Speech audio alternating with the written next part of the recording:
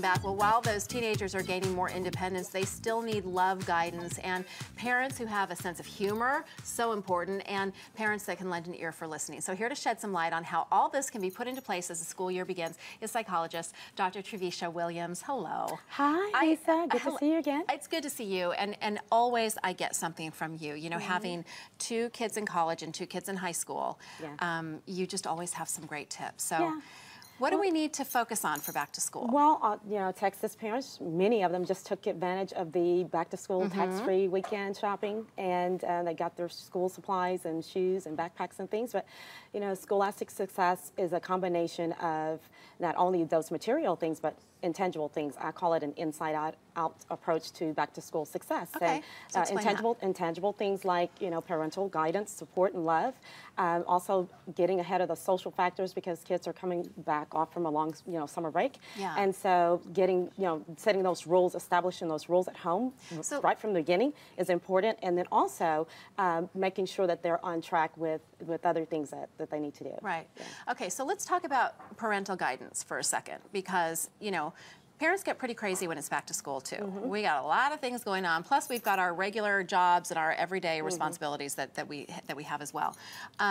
What do we need to do for, especially our teenagers, to help them stay focused on school now and get out of summer mode and get back into school mode? Well, that's what's important about establishing those rules. You want to make sure that they have an understanding that what your bar is for their behavior and academic success, and making sure that school is a priority. Also making sure that, you know, they got their rules in check for social life, curfews and things like that.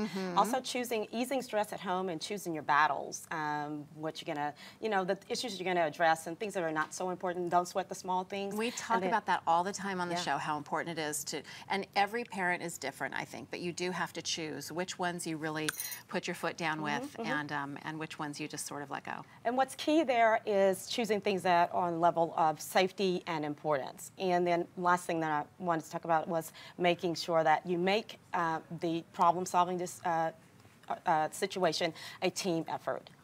Okay. So that, sometimes that's hard, though, right? Because, like, to solve a problem, sometimes that means putting your foot down. And it's a little difficult sometimes to do that with your child, especially if you're irritated or angry a little bit. Yeah, but it's different with especially middle school and high schoolers because you're going to be helping them think through the problem. That's, you know, you're helping them discover, you know, themselves and also develop skills that's important, like decision-making skills and problem-making skills that they're going to need not only as they continue to develop and, you know, grow up, but when they leave home, they're going to need those problem-making skills, problem-solving skills. So let's go back for a second to setting some boundaries. And I know you've said, you know, every household is different, but just for a general rule, as you talk about curfews, during the school year, for teenagers, let's say high schoolers, so many of them driving. Yeah. Is there a good rule of thumb? Yeah, there is. I mean, setting curfews, they actually expect it, believe it or not. I mean, they may roll their eyes and stump their feet, but they really do expect for you to set, you know, those boundaries and set your level of expectation for the curfew, what time they're going to be home, and it's okay for you to expect a phone call or, you know, a text message for, you know, if they're going to be late, you know, if they're not going to be, you know, get off track a little bit and make sure that they understand that you expect a text or a phone call. Is midnight a reasonable curfew?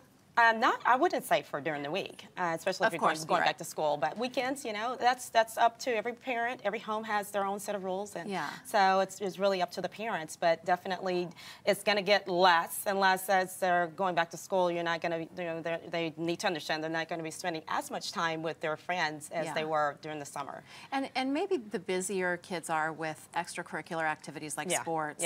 The less of an issue that becomes. Absolutely, yeah. You want to reduce the amount of idle time, and that will also increase academic success.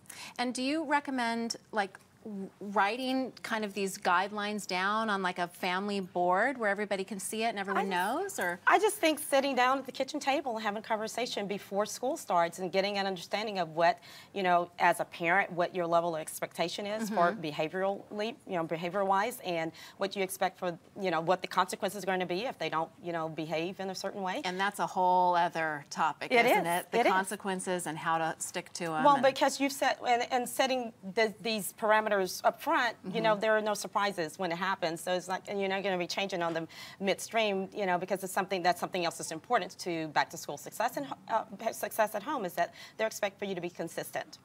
Or can we just call you and you can come out to the house and sit down and have all those conversations with them? Absolutely. Yeah, Trevicia, sure. Thank you so much. You always have just fantastic information. And by the way, you will be doing a free, is it a free seminar? It's a free back to school fair. It's a mother-daughter experience, Real Beauty Inside Out. And it's happening at Brookhaven College this weekend. It's all about health, beauty, wellness, image, all the things that girls need for back to school success.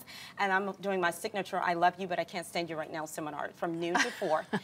At Brookhaven College. Yes, and I'm sure especially mothers of daughters understand that. I know my mom would have said that many times. I love you, but I can't stand you right now. Nope. But they love each other, but they just don't understand each other. That's what that's all about. You'll be best friends one day, absolutely, right? Absolutely. Yeah. Okay, you can get more details about the fair on Facebook and more information on the mother-daughter relationship. And we'll be right back with more Table Talk. Stick around. Thank you.